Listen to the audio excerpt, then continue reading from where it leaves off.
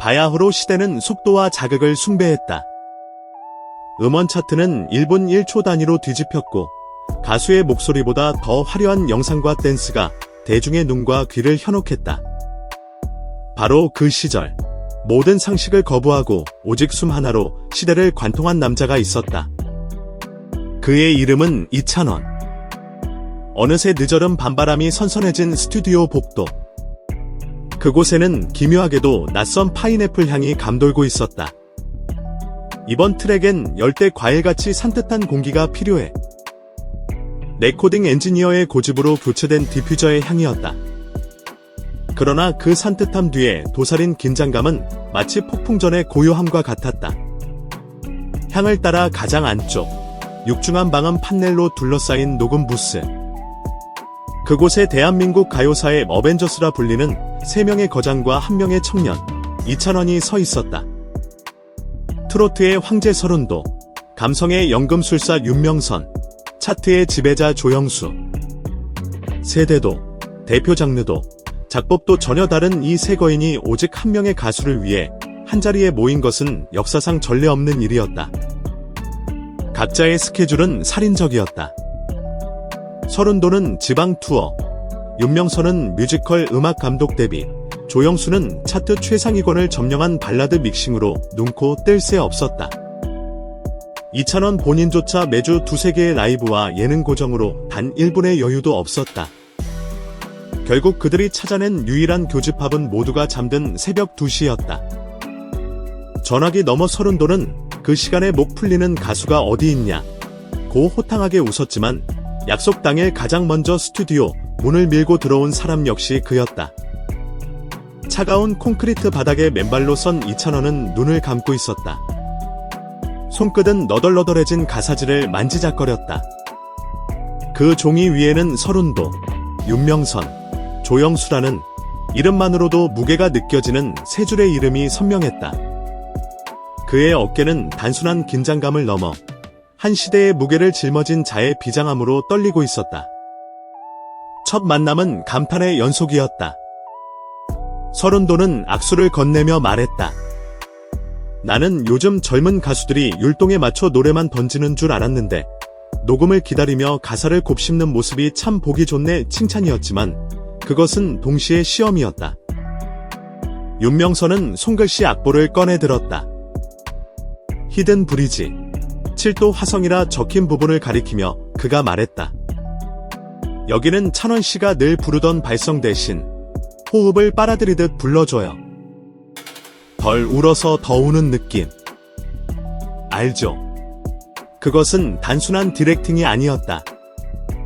감정의 본질을 꿰뚫는 철학적 화두였다.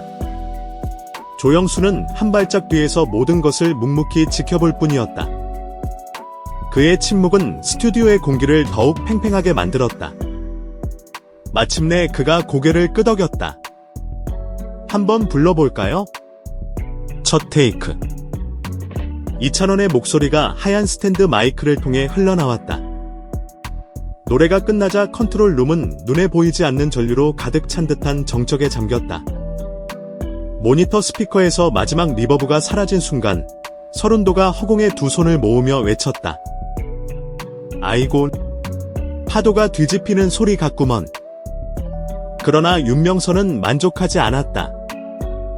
찬원씨, 이대로도 좋습니다. 그런데 혹시 한 번만 더 끝 소절 사랑한다는 단어를 확실히 덜어낼 수 있을까요? 삼켜버리는 겁니다. 다시 부스로 돌아선 이찬원의 눈가는 이미 붉게 물들어 있었다. 감정 과잉이 아니었다. 새 거장이 자신에게 쏟아내는 신뢰의 무게를 온몸으로 받아낸 떨림이었다. 헤드폰을 다시 쓴 그는 모든 것을 쏟아냈다. 두 번째 테이크가 끝난 직후 누구도 예상치 못한 일이 벌어졌다. 이찬원이 그 자리에 털썩 무릎을 꿇은 것이다. 믹서 앞에 놓인 토닉워터 캔이 쓰러져 탄산이 솟구쳤지만 아무도 신경 쓰지 않았다. 두 손을 가지런히 바닥에 짚고 고개를 숙인 그가 떨리는 목소리로 말했다.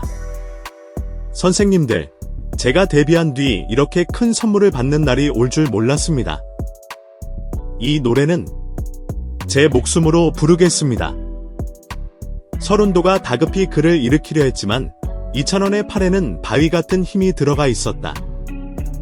진심을 지키고 싶습니다. 그 단호함 앞에서 윤명선도 조영수도 잠시 말을 잃었다. 결국 서른도가 웃으며 외투 안주머니에서 낡은 템포메트로놈 하나를 꺼냈다. 나도 첫 녹음 때 선배님 앞에서 이렇게 했어. 그래도 노래는 살아남더라. 자, 일어나. 그것은 단순한 격려가 아니었다. 한 시대의 진심이 다음 시대로 이어지는 성스러운 계승의 순간이었다. 새벽 5시를 넘겨 모든 녹음이 끝났다. 노래는 감정을 덜어낼수록 오히려 더 날카롭게 빛났다. 윤명선이 말했다. 찬원씨, 이번 곡 가제는 숨으로 갈까요? 그 단어를 듣는 순간 이찬원의 눈물이 거짓말처럼 멎었다. 숨. 좋네요. 노래는 숨이고 숨은 삶이니까요. 그러나 진짜 파격은 이제부터 시작이었다. 소속사 홍보팀이 디지털 싱글 선공개, 뮤직비디오 쇼폼, 라이브 쇼케이스가 줄지어 적힌 기획표를 들고 왔을 때 조영수가 조용히 고개를 저었다. 이 곡은 티저보다 라이브가 먼저 가야 합니다. 숨은 숨으로 증명해야죠. 음원 발매 당일까지 음소거 티저조차 내지 말자는 그야말로 상식을 파괴하는 제안이었다. 홍보팀은 경악했다. 흥행을 포기하자는 말인가? 그때 서른도가 덧붙였다. 흥행만 보려면 차트 줄 세우기 싸움하겠지만 우리는 새 노래를 세상에 숨쉬게 하자는 거잖아요. 결국 회사는 수긍했다. 그 자리에서 즉석 기자간담회 대신 경복궁 경회로 앞에서 전통 현악 트리오와 함께 미니 쇼케이스를 열자는 아이디어가 나왔다. 이찬원의 스케줄은 살인적이었지만 서른도의 한마디가 그의 마음을 결정했다. 세상에 바쁜 가수는 많아도 노래가 먼저 숨쉬는 순간을 놓친 가수는 오래 기억되지 않아. 결전의 날, 밤 9시. 경회로의 모든 조명이 꺼지고 달빛만이 연못 위를 길게 비췄다. 수천 명의 팬이 숨을 죽이고 있었다. 흰 한복의 흑단빛 허리끈 하나만 두른 이찬원이 무대 중앙에 섰다. 대금, 검은고, 해금의 애달픈 선율이 인트로를 깔자 그는 모두의 예상을 깨고 마이크 없이 첫 소절을 내뱉었다.